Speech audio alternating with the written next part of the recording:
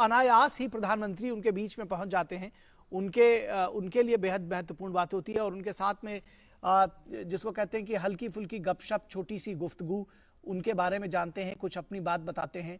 तो ये एक बड़ा अविस्मरणीय क्षण होता है उन लोगों के लिए, उन नागरिकों के लिए, सामान्य मानवी के लिए, कि किस तरह से बेहद सहज तरीके से, सरल तरीके से प्रधानमंत्री उनके बीच में पहुंच जाते हैं और उनसे अपनी बातचीत करते हैं। निश्चित तौर पर उत्साहित होते हैं। उनके लिए भी ऐसा एक अविस्मरणीय क्षण होता है। जो बच्चे हैं, ये देखिए, ये इस मेट्रो राइड में प्रधानमंत्री के साथ में कुछ स्टूडेंट्स शामिल हुए हैं और प्रधानमंत्री उनसे बात करते हुए।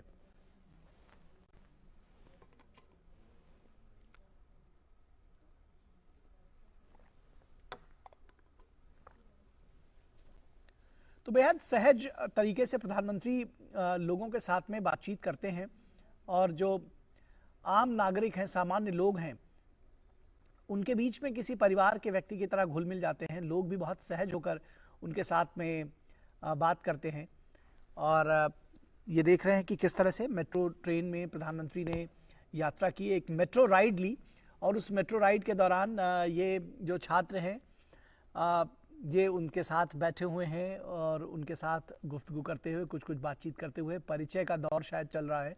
ये तस्वीरें जो है अपने आप में बहुत कुछ बयां करती हैं कि किस तरह से चाहे वो सामान्य नागरिक हो, खासतौर पर स्टूडेंट से इंटरैक्ट करने में प्रधानमंत्री बहुत रुचि रखते हैं और बहुत कई बार रोचक जानकारियां भी उनके साथ साझा करते हैं। इस तरह की तमाम तस्वीरें हम पहले भी देख चुके हैं और आज जब इस फ्रीडम पार्क मेट्रो स्टेशन पर प्रधानमंत्री पहुंचे तो उन्होंने इसी तरह से एक जो स्टूडेंट्स का दल था उनके साथ में बातचीत की, उनको अपने पास में बैठाया और उनके साथ संवाद स्थापित किया।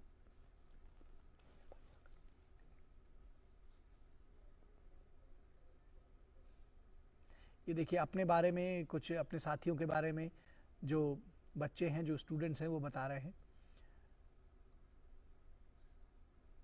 और बहुत बड़ा दिन है आज महाराष्ट्र के लिए, गोवा के लिए, देश के लिए।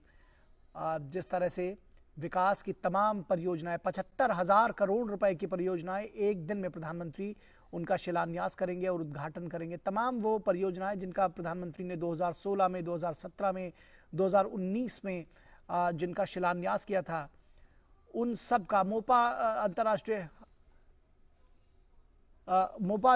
हवाई अड्डे की जब बात करें तो वो उसका शिलान्यास प्रधानमंत्री ने 2016 में किया था और ये कहा जा रहा था कि यात्री सुविधाओं में ज़बरदस्त इजाफा होगा उससे। वो भी बनकर तैयार है। आज शाम प्रधानमंत्री, आज दोपहर के बाद उसका भी उद्घाटन करेंगे। हमारे साथ में हमारे संवाददाता योगेश शीतल मौजूद हैं। योगेश, किस तरह से आज न सिर्फ नागपुर के लिए बल्कि महाराष्ट्र के लिए, गोवा के लिए आज बड़ा दिन है। 75,000 करोड़ रुपए से अधिक की परियोजनाएं प्रधानमंत्री आज महाराष्ट्र और गोवा के लोगों को समर्पित करेंगे।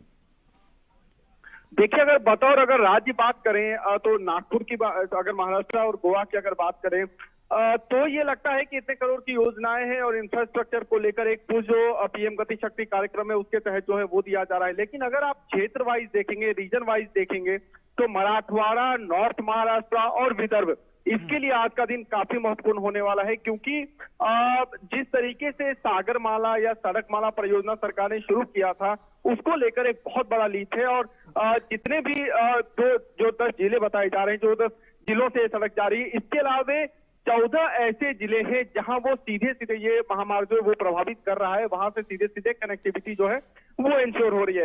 इसके अलावा अगर आप मेट्रो कनेक्टिविटी की बात देखें तो नागपुर को लेकर, चाहे महाराष्ट्र के किसी भी जो बड़े जो जिले हैं, नागपुर को उपराजधानी भी कही जाती है। इससे पहले पुणे में जो कि सांस्कृतिक राजधानी है, वहां पे मेट्रो शुरू हो चुकी है। अगर आप नागपुर की बात करें तो यहाँ पे जिस तरीके से धीरे धीरे करके इंडस्ट्रियलाइजेशन यहाँ काफी तेजी से हो रहा है, शहर काफी ज्यादा विकसित हुआ है, ऐसे में जो डिमांड थी ट्रांसपोर्टेशन की वो भी समय के साथ बढ़ रही थी। उसको कैटर करने के लिए जो है ये सब मेट्रो की जो फैसिलिटीज है, इसके अलावा ऑल्टरनेट मीडियम जो है, चाहे बैटरी ऑपरेटेड या सस्टेनेबल एनर्जी को लेकर जो पूरे सरकार का क्लाइमेट चेंज को पॉइंट में रखते हुए उन सब चीजों को मिला के मोबिलिटी सर्विसेज जो है उसको पुश दिया गया है। तो अगर आप देखें मेट्रो को लेकर तो आज का जो कार्यक्रम है, जो खापरी, जहां पे भी प्रधानमंत्री थोड़ी देर में पहुंचने वाले हैं, यहाँ से 2 लाइन जो मेट्रो की है उसको यहाँ से वो हरी झंडी दिखाएंगे। एक ऑरेंज लाइन है और एक एक्वा लाइन है। तो इसके अलावा पीएम अभी इस वक्त जो मेट्रो में ट्रेवल भी कर रहे हैं और जो छात्राएं उनसे बात कर रहे हैं। ओवरऑल जैसा कि आपने सही कहा, करीब 75 करोड़ की योजना है, 75,500 करोड़ की योजना है, जिसको लेकर आज समर्पित किया जा रहा है महाराष्ट्र और गोवा के लोगों को। इस मेट्रो लाइन का जो डेवलपमेंट है, जो मेट्रो का पहला फेज है, उसके बारे में भी जानकारी दें, कितना महत्वपूर्ण रहा है और उसके साथ ही साथ कितने लोगों को ये केटर करेगा, और जो दूसरा जो फेज है मेट्रो का, उसके बारे में जानकारी दें, जिसका आज प्रधानमंत्री शिलान्यास करेंगे। देखिए, जो पहला फेज है करीब 8,650 करोड़ रुपया का इन्वेस्टमेंट जो है वो पहले फेज में किया गया था। और इसको लेकर बेसिकली जो महाराष्ट्र का जो सिटी, जो नागपुर का जो सिटी एरिया है, उसको ये जोड़ता है। ये पहला मेट्रो का जो चरण था। जो दूसरा चरण जिसका आज आधारशिला जिसकी रखी जाने वाली है, उसमें जो है करीब 67,500 करोड़ जो है उसकी कीमत जो है, उससे पूरा प्रोजेक्ट जो है वो बना है। अगर बात करें अगर फेज वाइज, तो देखिए 2 लाइन है बेसिकली, एक तो ऑरेंज लाइन है और एक्वा लाइन है। ये लाइन है जिसपे ट्रांसपोर्टेशन होगा। अगर एरिया वाइज अगर आप बात करेंगे तो जो सिटी का आउटस्कर्ट है वहां तक इसको जो है स्ट्रेच करने की जो है वो बेसिकली पूरा प्रोजेक्ट का वो ध्येय है। जो नागपुर से जो सटे हुए इलाके हैं वहां तक मेट्रो को एक्सटेंड किया जाना है। आज जो पीएम का मेन कार्यक्रम है वो फेज 2 के जो है आधारशिला को लेकर है। और पहला जो फेज हो चुका है उसका जो शिलान्यास है, जो उसका जो राज्य को समर्पित करेंगे, जो देश को समर्पित करेंगे, उसका कार्यक्रम है। तो कुल मिलाकर अगर आप देखें तो मुंबई में मेट्रो की इस वक्त मुंबई में मेट्रो ऑलरेडी चल रहा है और कुछ अगले चरण का काम भी चल रहा है। इसके अलावा पुणे में, जिस तरीके से मैं आपको बता रहा था कि पुणे में योजनाएं मेट्रो की ऑलरेडी चली हैं, खुद पीएम ने उसको इनॉग्रेट भी किया था। और नागपुर जो है वहां पे कुल मिलाकर मेट्रो मिल रहा है। तो जिस तरीके से मैंने आपको कहा कि ओवरऑल जो कनेक्टिविटी को लेकर सरकार का पुश है, उसके लिए आज का दिन काफी महत्वपूर्ण है। जी, निश्चित तौर पर ये जो तस्वीरें हम अपने दर्शकों को दिखा रहे हैं, ये अभी जो चलती मेट्रो ट्रेन में यात्रा किया है प्रधानमंत्री ने और मेट्रो राइड लिए, जैसा कि हमने बताया, तो उस ट्रेन में तमाम यात्रियों से उन्होंने संवाद स्थापित किया है। एक जो रेलवे से जुड़ी हुई दूसरी परियोजनाएं हैं, नागपुर इटारसी तीसरी लाइन परियोजना के कोहली नरखेर खंड को प्रधानमंत्री राष्ट्र को समर्पित करेंगे। इसके अलावा समृद्धि महामार्ग की भी बड़ी चर्चा है, जो कि नागपुर से शिरडी को जोड़ रहा है। इस समृद्धि महामार्ग के विषय में भी जानकारी दें और जो रेलवे की परियोजना है उसके विषय में भी बताएं हमारे दर्शकों को। और देखिए, जो जहां तक समृद्धि महामार्ग की बात है, वो समृद्धि महामार्ग को लेकर जो है बहुत ज्यादा लोगों की उम्मीद थी, क्योंकि महाराष्ट्र में जो 2 बड़े, जैसा कि मैंने आपको कहा था कि मुंबई तो राजधानी है, मुंबई को देश की आर्थिक राजधानी भी कहा जाता है, और दूसरी जो महाराष्ट्र की उप राजधानी जिसको नागपुर के तौर पर माना जाता है। अगर आप देखें तो मुंबई से नागपुर के अभी कई सारी ट्रांसपोर्टेशन में जो है अपग्रेडेशन किया गया है। मसलन अगर आप रेल लाइन की बात करें तो दुरंतो भी चलाई गई थी। इसके अलावा सड़क मार्ग भी है और हवाई मार्ग भी है। लेकिन कोशिश ये की जा रही थी कि क्योंकि ये फार्मर बेस्ड एरिया है, रास्ते में जो है नागपुर से सटा हुआ अमरावती अगर आप ले लीजिए, पूरा विदर्भ रीजन अगर आप ले लीजिए, तो विदर्भ रीजन और मराठवाड़ा रीजन, यहाँ तक कनेक्टिविटी को किस तरीके से इस तरीके से बनाया जाए कि जो फार्मर है, जो किसान है, उनको उसका लाभ मिले, जो एपीएमसी मार्केट है वहां तक जो है लाभ पहुंच सके और कनेक्टिविटी सुदृढ़ हो सके, इन सब चीजों को साथ में लेते हुए। तो उसके लिए इसकी अवधारणा जो इसको अंगीकार किया गया था और तब समृद्धि महामार्ग, जिसको हिंदू हृदय सम्राट बाला साहब ठाकरे समृद्धि महामार्ग के नाम से जाना जाएगा, इसको जो है इसकी शुरुआत की गई थी। करीब 701 किलोमीटर का ये एक्सप्रेसवे है और 520 किलोमीटर जो कि नागपुर से शिरडी का स्ट्रेच है, उसको लेकर जो है आज उसका इनॉग्रेशन जो है आज होना है। ये इसलिए भी महत्वपूर्ण है क्योंकि आप बड़े अगर आप जो है जिलों को देख लें, मतलब अगर आप अमरावती को देख लें, औरंगाबाद को देख लें, नासिक को देख लें, तो आपको हर एक जिले में कुछ खासियत मिलेगी। मतलब अगर आप नासिक को देख लें तो नासिक को अंगूर की दूसरी राजधानी, दूसरा जो है सबसे बड़ा शहर भी कहा जाता है जहां अंगूर की पैदावार होती है। इसके अलावा प्याज को लेकर हम जानते हैं कि लासलगांव का प्याज पूरे भारत में और विदेश में भी निर्यात किया जाता है। इसके अलावा अगर आप औरंगाबाद को देख लें, औरंगाबाद की अपनी खासियत है एग्रीकल्चर और साथ में टूरिज्म को लेकर।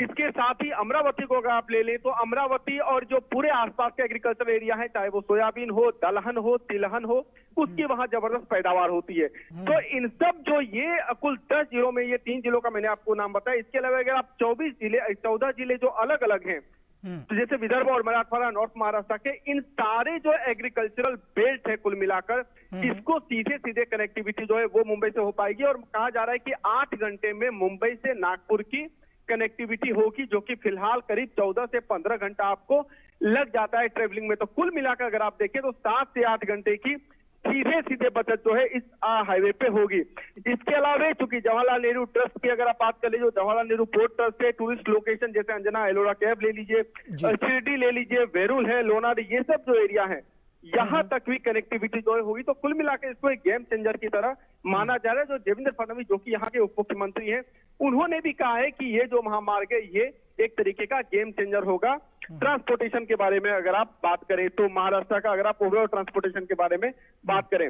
दूसरी बात जहां तक मेट्रो की आपने कही, तो देखिए जैसा कि मैंने आपको कहा कि मेट्रो को लेकर जो दूसरा प्रोजेक्ट है, जो दूसरा चरण है, उसको लेकर जो है उसकी शुरुआत हो रही है नागपुर में। न केवल जैसा मैंने आपको अभी कहा कि विदर्भ को लेकर इंडस्ट्रियलाइजेशन की बात जो है, इंडस्ट्री की बात हुई है, इसके अलावे यूथ यहाँ पे काफी संख्या में आए हैं क्योंकि एजुकेशनल इंस्टीट्यूट खुला है। अभी तो एम्स का भी जो है, एम्स को भी काफी शिलान्यास हो रहा है। तो एम्स में निश्चित तौर पर पेशेंट आएंगे, मेडिकल से जुड़े हुए कई सारे स्टूडेंट जो है वो आएंगे, कई सारे फील्ड के लोग आएंगे। तो उसको लेकर जो कनेक्टिविटी है, कनेक्टिविटी का उनको लाभ मिल पाएगा क्योंकि धीरे धीरे जिस तरीके से यहाँ पे डेंस पॉपुलेशन जो है वो बढ़ रहा है। और साथ में एक चीज मैं आपको ये भी बता दूं कि चूंकि भारत जो है इस वक्त डेमोग्राफिक डिविडेंड के एरा में जा चुका है। 2055 तक जो है ये जो जनसांख्यिकीय जो लाभांश होता है वो रहेगा।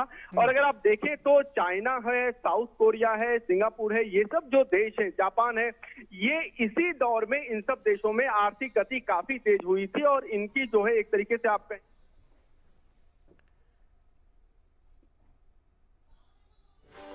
नागपुर मेट्रो रेल के फेज 1 का लोकार्पण करते हुए प्रधानमंत्री, ये सीधी तस्वीरें आप देख रहे हैं। प्रधानमंत्री ने काशी नागपुर मेट्रो रेल संगमम, यह एक फेज 1 का लोकार्पण ऐतिहासिक कार्यक्रम है।